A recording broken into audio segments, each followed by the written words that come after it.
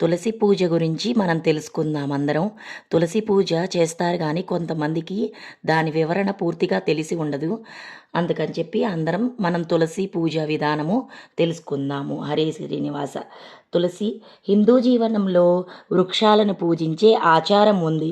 మనకు మొక్కలు మనకు కావలసిన గాలి, మంచి వాతావరణం, ఔషధాలు, ఆహారం మొదలగునవి ప్రసాదిస్తాయి వృక్షాలు. వృక్షజాతిలో తులసికి ప్రత్యేక స్థానం ఉంది. తులసి లేని ఇల్లు లేదంటే అతిశయోక్తి కాదు. ప్రతిరోజు మహిళలు స్నానం చేసి ఇంటిలో దీపం పెట్టి బయటకు వచ్చి సూర్యునికి నమస్కరించి గుమ్మం ఎదురుగా ఉన్న తులసికి నీరు పోసి ప్రదక్షిణ చేస్తూ ఈ శ్లోకం చెప్పాలి. యన్మూలే సర్వతీర్థాని యన్మధ్యే సర్వదేవత యదగ్రే సర్వవేదాశ్చ తులసీం త్వాం నమామ్యహం. శ్లోకం ఒక్కసారి మళ్ళీ చదువుకుందామండి. యన్మూలే సర్వతీర్థాని యన్మధ్యే సర్వదేవత యదగ్రే సర్వవేదాశ్చ తులసీం త్వాం నమామ్యహం.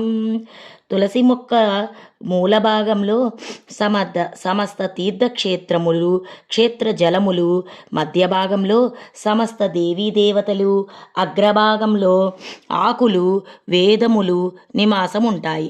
అలాంటి తులసి మాతకు నమస్కారములు. తులసి చుట్టూ 10 అడుగుల వరకు శక్తి తరంగాలు ఉంటాయి. దానివలన అక్కడ ఎక్కువసేపు ఉంటే మన మీద ఉన్న చెడు బ్యాక్టీరియా అంతా చనిపోతాయి.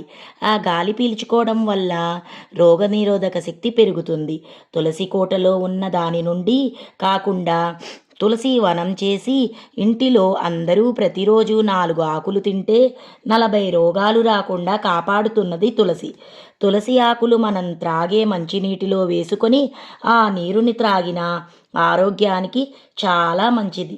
తులసి నుండి వెలువడుతున్న వాయువు ఆకాశంలోని ఓజోన్ పొర దెబ్బతినకుండా సంరక్షిస్తుంది. కావున ప్రతి ఒక్కరూ తులసి వనాన్ని పెంచాలి, పర్యావరణాన్ని రక్షించాలి. నిద్రపోయిన తులసిని ఎక్కడైనా హోమం యజ్ఞం జరుగుతూ ఉంటే ఆవు నెయ్యితో కలిపి సమిధలుగా ఉపయోగిస్తే అన్ని విధాలా శుభం కలుగుతుంది. ఒక చిన్న సాంగ్ పాడుకుందామండి తులసమ్మ గురించి. అమ్మ తులసి ప్రేమని వెలసి ఇంటింట వెలసి విధమున తలచి మమ్ము పాలింపరావమ్మ శ్రీ తులసి. కృష్ణ తులసి నేటి గోవిందారామ ఇష్టముగా పూజిస్తుని గోవిందారామ. రామ తులసి నేటి గోవిందారామ రమ్యముగా పూజిస్తుని గోవిందారామ. గోవర్ధనగిరికెళ్ళి గోవిందారామ గోమైముదెస్తిని గోవిందారామ.